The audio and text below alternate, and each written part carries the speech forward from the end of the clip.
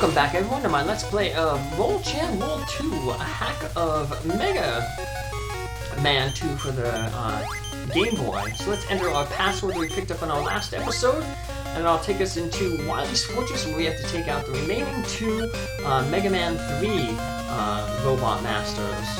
In this case it's going to be Hard Man and Top Man.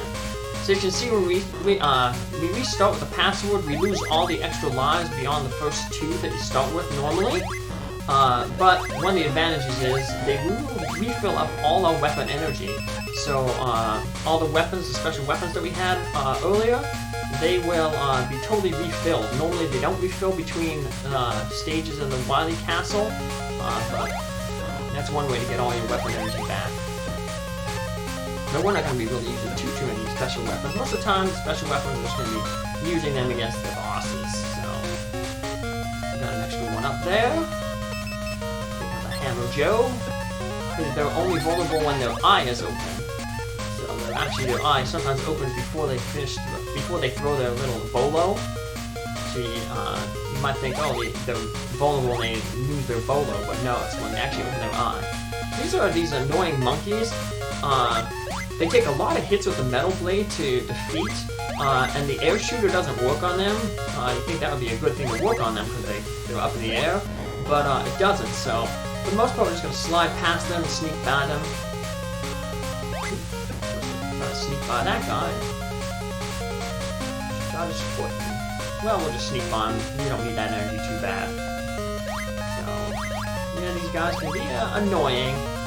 So there's a way you can they kind of jump over you, and if you're pretty skilled and good reaction, you can have them jump over you and avoid them when they like walk to one side, but not that skilled. So the way to avoid those snappers is to just slide over them.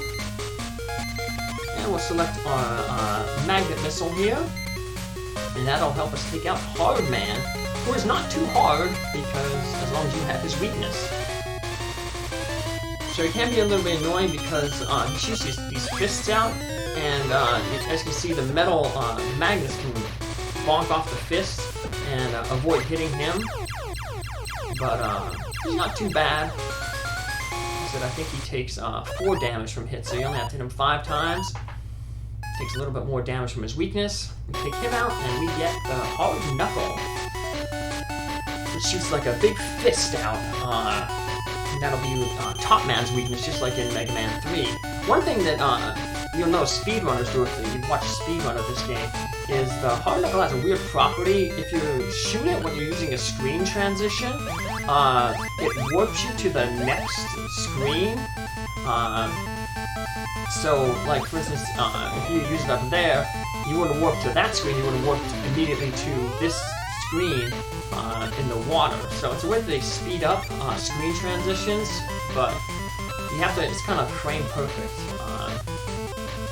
Speaking of being perfect, we don't want to have perfect jumps, so we'll just use our Tango Diver to get past all those Yoku blocks. And put our guy to use. Got our magnet missiles here with this thing. They've been useful. Got these cats. They're a little bit easier than they are in Mega Man 3.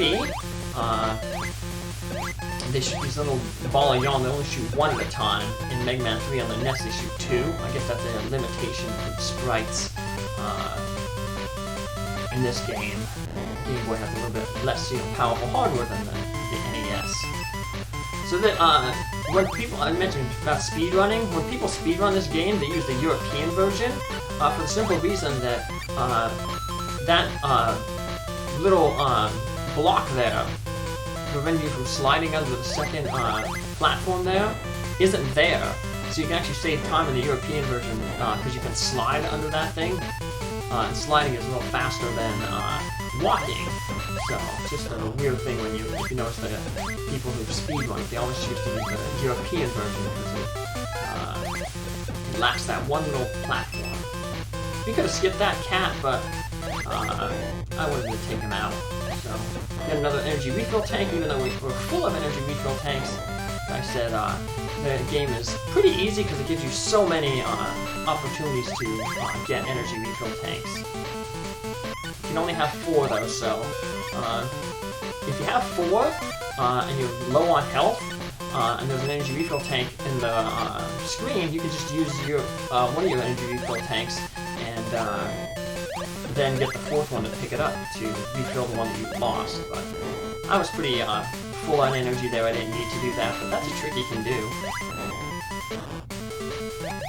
Annoying little guys that shoot tops at you. We got a 1-up. Mega Man 5 reference.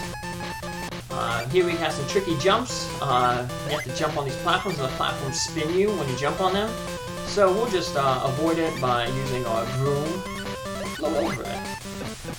The Mega Man 5 references are the drop rates for 1-ups are apparently the same in all Mega Mans, but Mega Man 5, there's a lot of combat. You're going to be fighting a lot of robots. They seem to focus more on enemies rather than hazards in that game. So you end up fighting a lot of robots, real small enemies, and so you're more likely to see 1-ups get dropped in Mega Man 5 than in the other Mega Mans. So people always say, if you watch like retrothons on Twitch TV, and they do like a Mega Man segment. Whenever someone drops whenever an extra life drops, they say, "Oh, Mega Man 5 reference." So, kind of point out the frequency of 1-up drops in that game. So once you defeat all the 4 Mega Man 3 bosses, a hole appears on the ground, and we get to fight this game's Mega Man Killer, which is a clone of you, so it's called Quint. In the regular game, the instruction manual says that basically Dr. Wily teleported to the future, used time travel, and he abducted a future version of Mega Man and gave him this weird pogo stick that shoots rocks up. I don't know why they wouldn't just keep the regular Mega Man with the regular Buster. It'd probably be a lot harder, but for some reason Dr. Wily gave him a pogo stick, and it's a pretty useless weapon. It drains energy as you use it, and you can still be hit while riding it, so it's not all that good of a weapon, and it's not necessary to defeat Dr. Wily. Unlike the first game, Dr. Wily's Revenge, where you had to use the Enko Shield to defeat the second form of Dr. Wily. In this one, Dr. Wily's going to have 3 forms, but the pogo stick isn't required for any of them. We'll just take Dr. Wily out with a regular Buster, but I will show off what the pogo stick does. So, here's where we'll start off in our next episode. Take care, see you then. Bye!